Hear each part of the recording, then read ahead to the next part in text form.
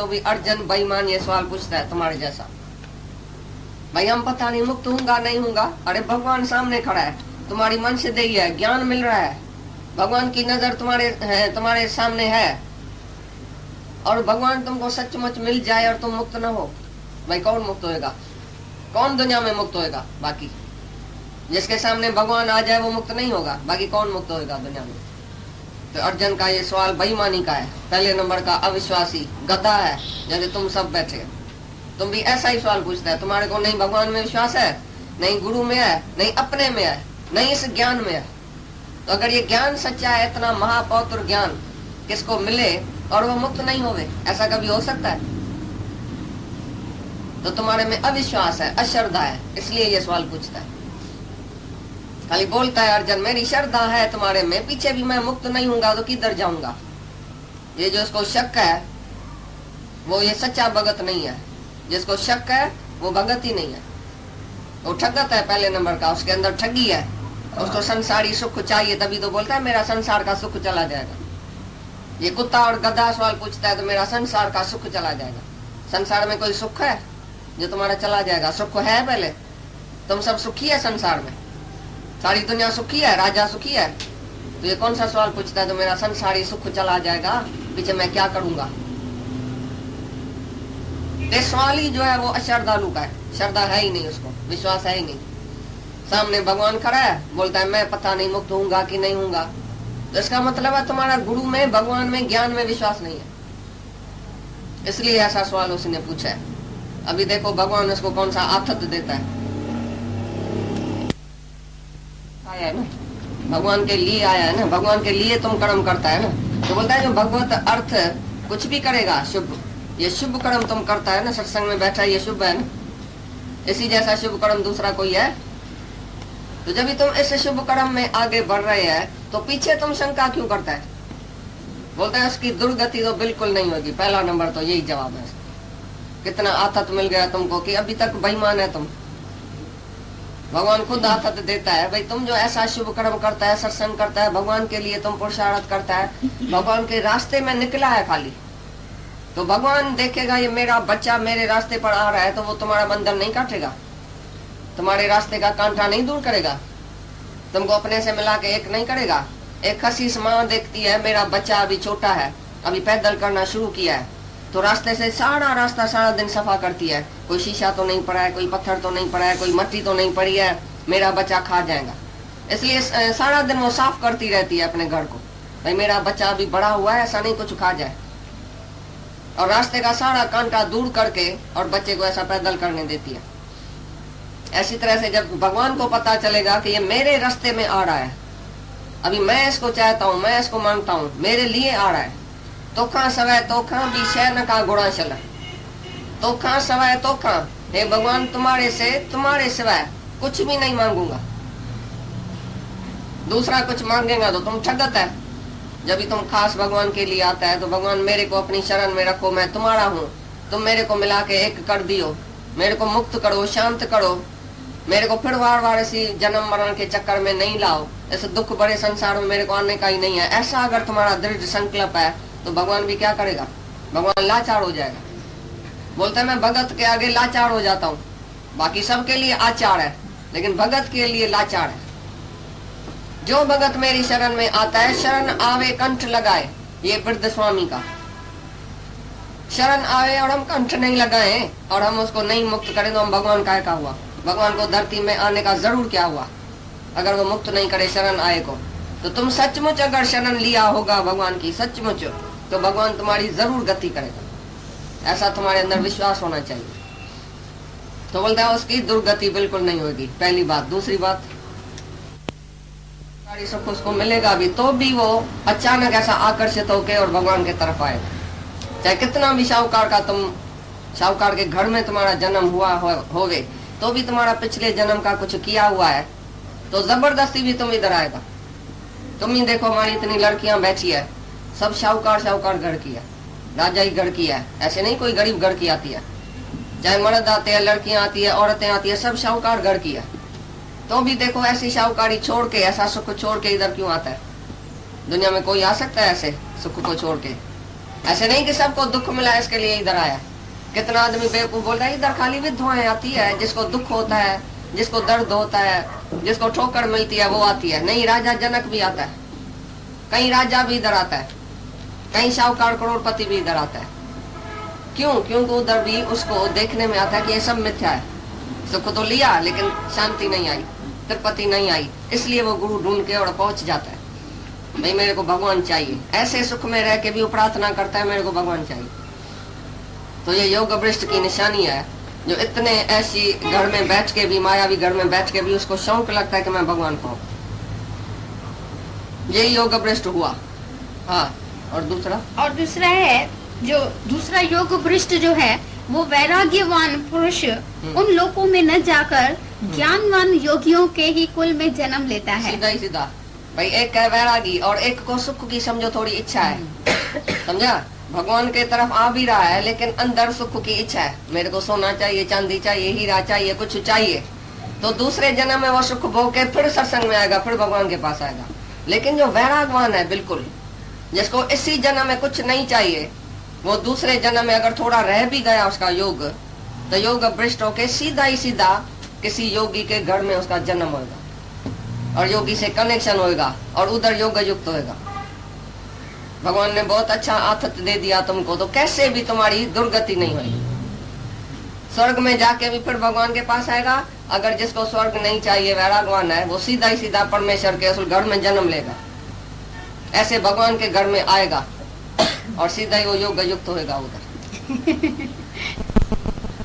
पाप जूनियों में नहीं जाएगा, 84 लाख जूनियों में नहीं जाएगा और सीधा ही भगवान की प्राप्ति के लिए दूसरे जन्म में योग युक्त होगा।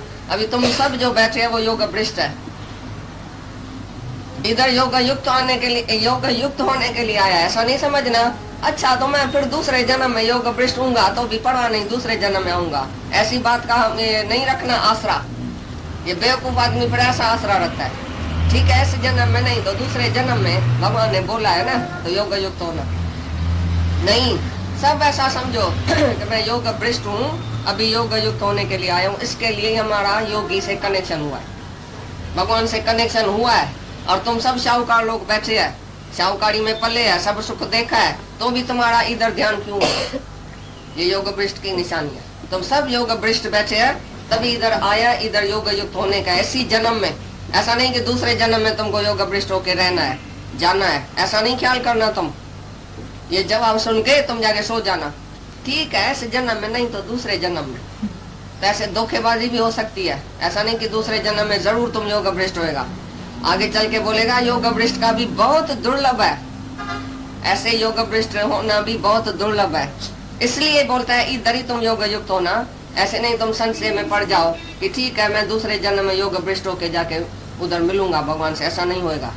शायद अंत में कोई दूसरी वासना हो जाए तो जाके 84 लाख जूनों में पड़ेगा, जो ऐसे आश्रय में रहेगा बेवकूफी के। अब भी अगर भगवान मिला है और तुमको मनुष्य देही मिली है, तो अभी मुश्किल क्या है पहले ये बताओ, कौन सी मुश्किल बात है जो अभी तुम योग युक्त नहीं होता है और दूसरे जन्म में होगा? क्यों? ये सुस्ती नहीं है, ये आलस्य नहीं है। अर्जुन को बोल रहा है तुम गड्ढा कैसे, माना आलस को जीतने वाला। अर्जुन उसी टाइम उत्तर प्रश्न करके आलस छोड़ के सब अपने अंदर की बात सुना के भगवान को और खाली हो गया और उधर ही मुक्त हो गया। उधर ही 18 अध्याय में बोलता है भगवान मैं अपने स्वरूप में टिका हुआ, मैं मुक्त हूँ, बस जैसा तुम चाहता है तैसा मैं करूंगा। उधर ही भगवान को 18 अध्याय में ऐसा बोल दिया। ऐसी तरह से तुम भी पक्का करके इधर ही बोलो।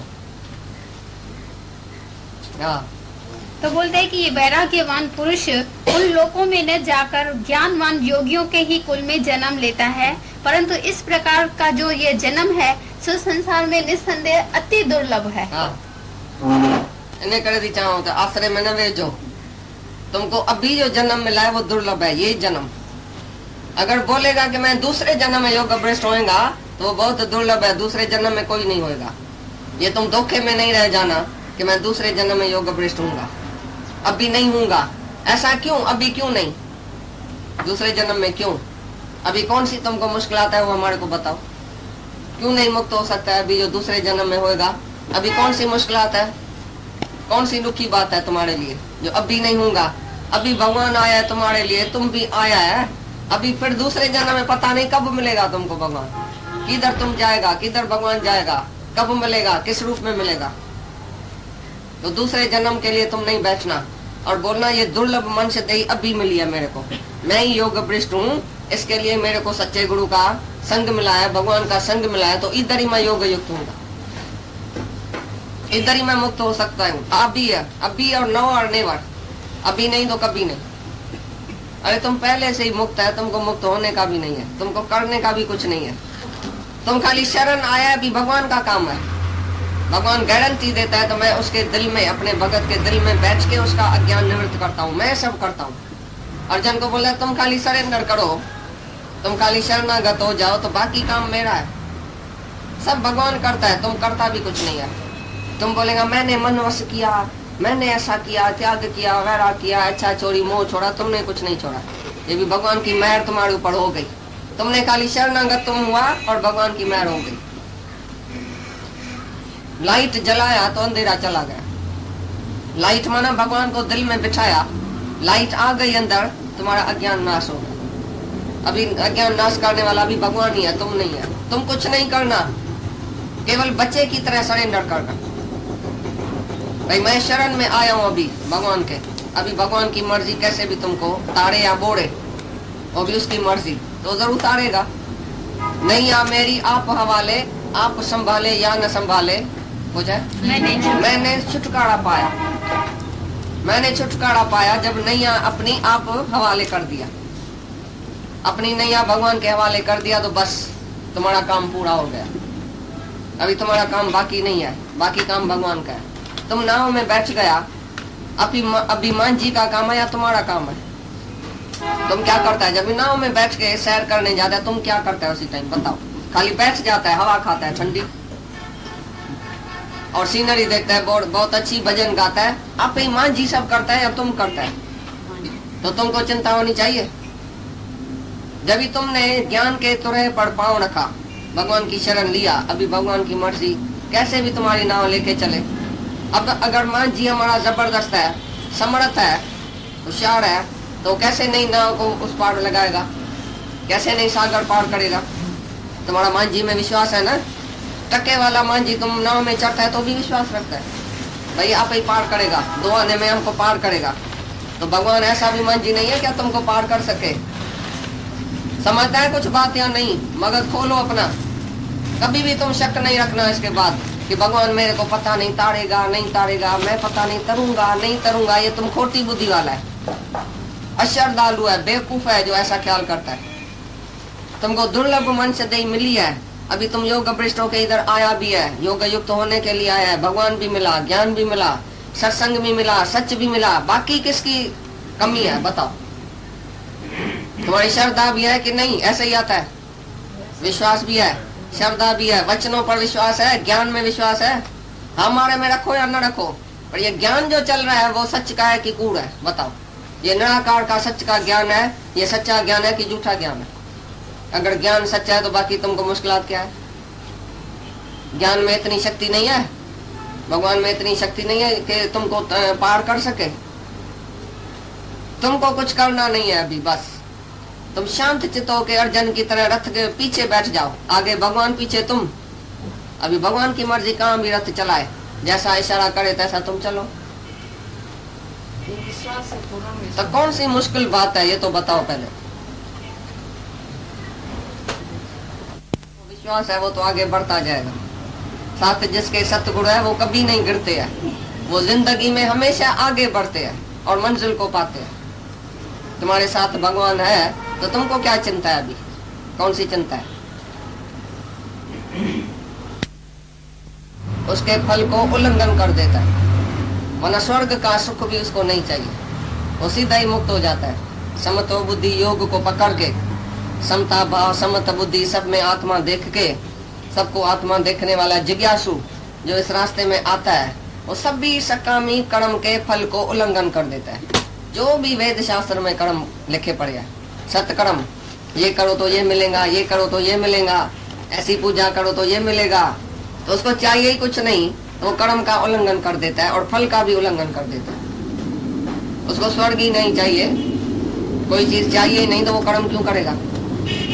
मतलब जिज्ञासु वेद का सभी कर्मों के फल को उल्लंघन कर देता है। जो जिज्ञासु है सच का, इस आत्मा का, आत्म ज्ञान का जिज्ञासु कोई भी कर्म सत्कर्म नहीं करेगा, क्योंकि उसको चाहिए कुछ नहीं, फल ही नहीं चाहिए। अरे वो खाली ज्ञान में पक्का हुआ, माना सब सत्कर्म उसका हो गया, सभी देवता उसका राजी हो गया। जिस दिन तुम आत्मा में टिका ना, तुम्हारा सब देवता राजी हो गया। देवता ऊपर से फूल गिराता है तुम्हारे ऊपर, भाई अभी ये जिज्ञासु है, इसको परमात्मा चाहिए, खाली भगवान चाहिए, इसको स्वर्ग नहीं चाहिए। तो देवताओं से भी तुम्हारी जो है स्थिति बड़ी हो गई, ऊपर हो गई। देवताओं को ही तुम ऐसा उल्लंघन करके आए, क्योंकि देवता का पुजारी वो होता है जिसको कुछ चाहिए। देवता की पूजा तुम क्यों करता है, तुम ही बताओ। तुम जो देवता की पूजा करता है, कुछ जरूर चाहिए ना अंदर में, भाई सुख संपत्ति मेरी बनी रहे, ये तो चाहिए। बोले जिज्ञासु को ये भी नहीं चाहिए, सुख बना रहे या सुख लेके जाए भगवान, हमको सुख चाहिए ही नहीं, दुनिया का सुख नहीं चाहिए, हमको तो आनंद चाहिए, शांति चाहिए, एब्सोल्यूट ब्लिस, एवरलास्टिंग हैप्पीनेस, जो परमात्मा का आनंद है वो हमको चाहिए, बाकी दुनिया का सुख नहीं चाहिए। इसके लिए सभी वेद शास्त्र में जो कर्म किया हुआ है वो जिज्ञासु को करने की जरूरत नहीं है, जिसको केवल भगवान चाहिए। अभी तुम सब जो बैठे हैं, तुमको भगवान चाहिए या थोड़ी थोड़ी सुख माया भी चाहिए, तो तुम जाके फिर वापस करेगा उसी की सेवा पूजा, देवताओं की, स्वर्ग की इच्छा से सत्कर्म करेगा। लेकिन जिज्ञासु तुम सच्चा नहीं हुआ, इसका मतलब यही है। तुमको भगवान नहीं चाहिए, इसलिए तुम वापस देवताओं की पूजा करेगा, सत्कर्म करेगा, दान पुण्य करेगा, जैसे मेरे को स्वर्ग चाहिए, स्वर्ग की इच्छा वाला सब कर्म करेगा। लेकिन सच्चा जिज्ञासु समत्व भाव को पकड़ के, आत्मा के ज्ञान को पकड़ के और वेद का कर्म फल ये वो सब छोड़ देगा, उल्लंघन कर जाएगा सभी वेदों को। तुमने समझा अच्छी तरह से कि नहीं? नहीं तो फिर पूछो, तुम जो भगवत ये जो देवताओं की पूजा करता है अभी तक करता है कि नहीं करता है? किस ख्याल से करता है? शुभ कर्म भी करता है, किस ख्याल से करता है? सत्य कर्म, दान पुण्य, देवताओं की पूजा, ये वो सब मूर्ति पूजा किस ख्याल से करता है? क्योंकि तुम मुक्त नहीं होएगा इसलिए। भाई मेरे को मुक्ति तो मिलेगी नहीं, मैं गद्दा हूँ, मैं बेवकूफ हूँ, मैं अज्ञानी हूँ, मैं तो जीव हूँ, मैं तो जरूर नर्क में जाऊंगा। तुम आप ही बोलता है मैं जीव हूँ, तुम आप ही अपनी नर्क की टिकट पहले से ही ले लेता है। भाई नर्क में जाऊंगा, इसके लिए थोड़ा थोड़ा स्वर्ग का भी सुख और स्वर्ग का भी ये इच्छा करके कर्म कर ली हूँ, जैसे स्वर्ग भी मिले, थोड़ा स्वर्ग मिले थोड़ा नर्क मिले, पीछे दूसरे जन्म में देखा जाएगा। इस जन्म में तो मैं करूं तो ये उभय भ्रष्ट हो जाएगा। विचार सागर में लिखा पड़ा है, जो आत्म जिज्ञासु, जो आत्मा के ज्ञान में ऐसा हो गया आ गया है, वो अगर जाके वापस सत्कर्म करेगा या देवताओं की पूजा करेगा तो उभय भ्रष्ट हो जाएगा, उसकी वृत्ति इधर उधर हो जाएगी, नहीं मुक्त होएगा और नहीं स्वर्ग का सुख उसको मिलेगा। क्योंकि फिर जब ऐसा ज्ञान लेके तुम देवता की पूजा करेगा तो उसमें पूरी श्रद्धा नहीं होगी। एक बारी तुमने ये ज्ञान सुना ना, तुम नीचे के क्लास में जाएगा तो भी पूरी श्रद्धा से नहीं बैठेगा, जैसे अज्ञानी बैठता है। अज्ञानी को तुम टिकाने मंदिर में लेके जाओ, देवी माता की पूजा कराओ, कुछ भी कराओ, वो एकदम करेगा। लेकिन तुम्हारी जो आंख खुल गई अभी, तुम अंधा कैसे बनेगा? अभी क्या जाके उधर पूछेगा देवी माता से क्या मांगेगा? इधर रोज सुन रहा है क्या मांगू, कुछ थिर नहीं। ऐसा विवेकानंद भी गुरु के पास गया, बोला भाई गुरु जी मेरे को ज्ञान तो है, ज्ञान तो मेरे को लगा है, लेकिन मेरा मित्र मैट बेचारा गरीब है, उसके लिए कुछ तो करो। तो बेचारा खाने के लिए उसको कुछ नहीं है, मैं भगवान के आगे कैसे बढ़ूं, आगे भगवान के रास्ते में? क्योंकि पढ़ा लिखा खाली एक ही वो था घर में, और लड़का भी एक ही था, उसकी बहन थी, माँ थी विधवा, और बहनें थी कुंवारी। भाई इसको शादी कौन कराएगा? तो बोलता था तुम्हारी देवी माता जो है ना, तुम उसी से कुछ मांगो। तो गुरु ने बोला तुम ही जाके मांगो, हम तो मांग नहीं सकते हैं, हम तो मांगने के लिए हमारे को तो कोई अक्षर ही नहीं है, हमारी जीभ भी कट गई है। अभी तुमको चाहिए ना मिट मैट के लिए पैसा, तुम जाके मांगो। बोला अच्छा मैं मांगता हूँ। गया देवी माता के पास, संभल के गया उधर, देवी माता का दर्शन किया और बेहोश हो गया, खलास। उसको भूल गया कि मेरे को कुछ मांगने का है, कि भगवान का दर्शन करके और कोई कीचड़ और पत्थर मांगेगा?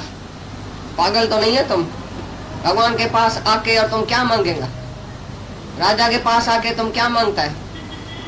टके पैसे की बात मांगेगा, मेरे को पत्थर दियो, जूठ दियो, ये दियो, कीचड़ दियो, ऐसा बोलेगा? 3 बारी गया देवी माता के पास, 3 ही बारी वापस आया। गुरु ने बोला तुमने मांगा? बोला मैं मांग नहीं सकता हूँ, पता नहीं उधर क्या हो जाता है। फिर इधर आता हूँ तो याद आता है, भगवान के सामने जाता हूँ तो याद ही नहीं आता है। तो देखो उसने ज्ञान सुनना था ना, तो देवी माता से कुछ मांग नहीं सका।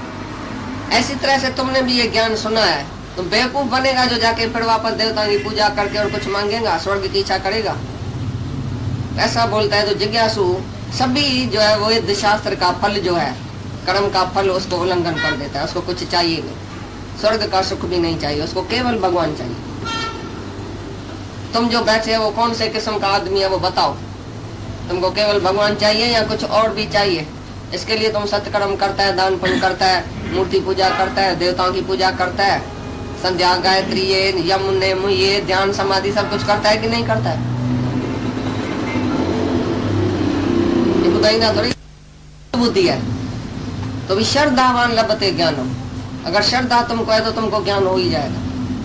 कितनी औरतें आती थी, कुछ ABCD नहीं पढ़ी हुई थी बिल्कुल, तो जब भी दादाजी के पास आती थी तो वो बोलता था, दादाजी बोलता था भाई ये तुम जो बैठे हैं सब औरतें जिसको एक पैसा पाई भी नहीं आती है, गिनती करने भी नहीं आता है, एक आने में कितना पैसा है वो भी पता नहीं था, कोई भी मायावी विद्या भी नहीं थी उसके पास, तो भी खाली श्रद्धा रख के आके बैठती थी तो एकदम नाचने शुरू कर देती थी, भाई मेरे को तो भगवान मिल गए। तो जो मर्द लोग होशियार होशियार बैठते थे, डॉक्टर वकील जज, दादा को बोलता दादा ये तो कुछ जानती भी नहीं है, इसको कैसे भगवान मिल गए, हमको अभी तक नहीं मिला है।